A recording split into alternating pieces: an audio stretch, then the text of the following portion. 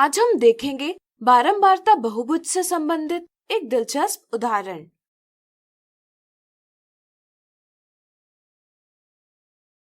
दवाई बनाने वाली एक फैक्ट्री में काम करने वाले कर्मचारियों के स्वास्थ्य की नियमित जांच यानी रेगुलर चेकअप किया जाता है।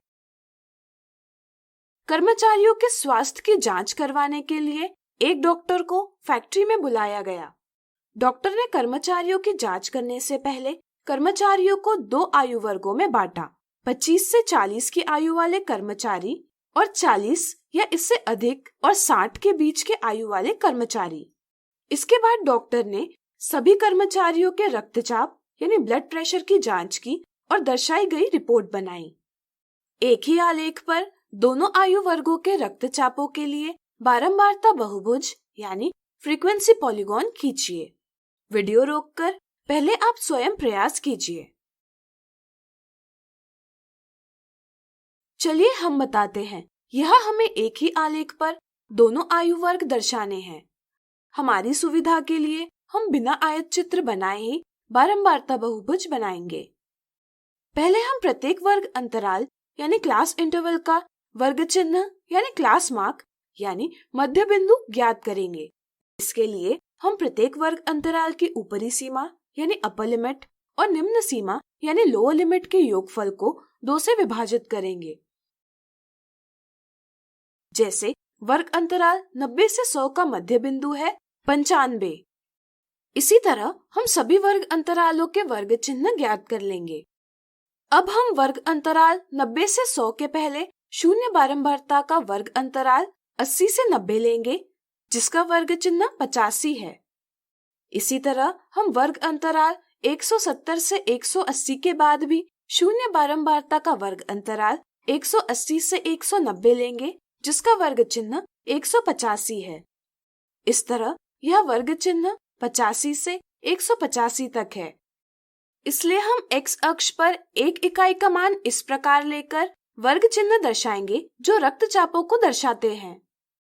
चूंकि यहाँ शुरुआत 85 से हो रही है, इसलिए हम 0 से 85 तक के वर्ग चिन्ह अंकित नहीं करेंगे, जिसे दर्शाने के लिए हम इस प्रकार एक निकुंज का चिन्ह बनाएंगे।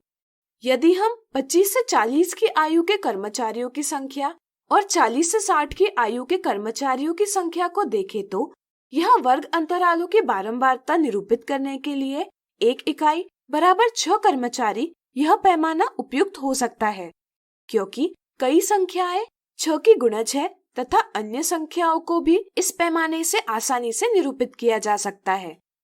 जैसे 15 को 2 इकाई धन 1/2 इकाई यानी 2 और 1/2 इकाई लंबाई से निरूपित किया जा सकता है। इसलिए हम y अक्ष पर 1 इकाई बराबर 6 कर्मचारी यह पैमाना लेंगे। अब हम 25 से 40 की आयु के कर्मचारियों की संख्या को निरूपित करने के लिए बारंबारता बहुभुज खींचेंगे। इसके लिए हम वर्ग चिन्ह को x निर्देशांक और कर्मचारियों की संख्या को y निर्देशांक मानेंगे। इस तरह हम 25 से 40 की आयु के कर्मचारियों की संख्या को क्रमशः बिंदु A, बिंदु B, बिंदु C, बिंदु D, बिंदु E, बिंदु F, बिंदु G, बिंदु H, बिंदु I, बिंदु J और बिंदु K से निरूपित करेंगे।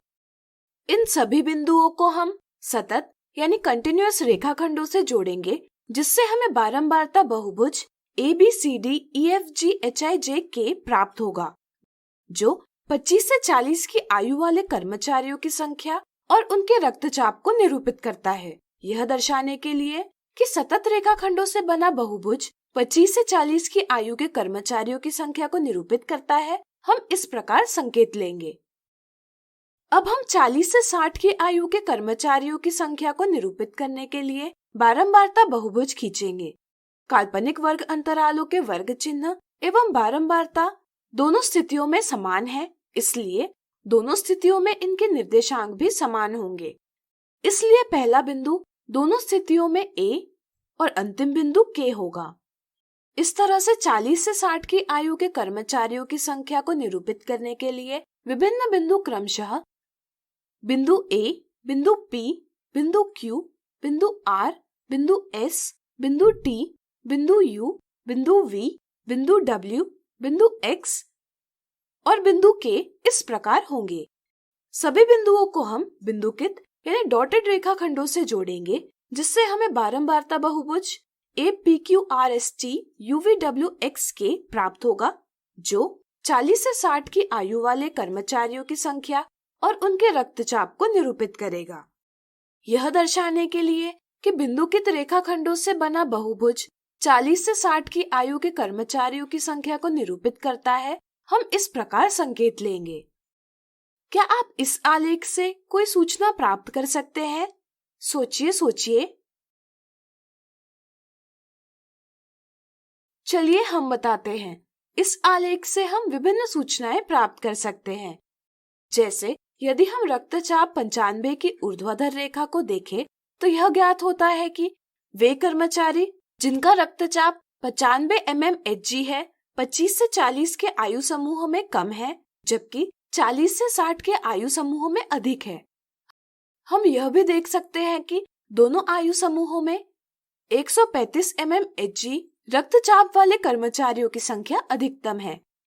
यहाँ हम देखते हैं कि बिंदु S और बिंदु G समान क्षैतिज रेखा पर है, जिसका अर्थ यह है कि 40 से 60 के बीच की आयु वाले और 125 mmHg रक्तचाप वाले जितने कर्मचारी हैं, उतने ही 25 से 40 के बीच की आयु वाले और 145 mmHg रक्तचाप वाले कर्मचारी हैं। अब आप निम्नलिखित सवालों के उत्तर स्वयं ज्ञात कीजिए। तो आज हमने देखा बारंबारता बहुभुज से संबंधित एक और दिलचस्प उदाहरण।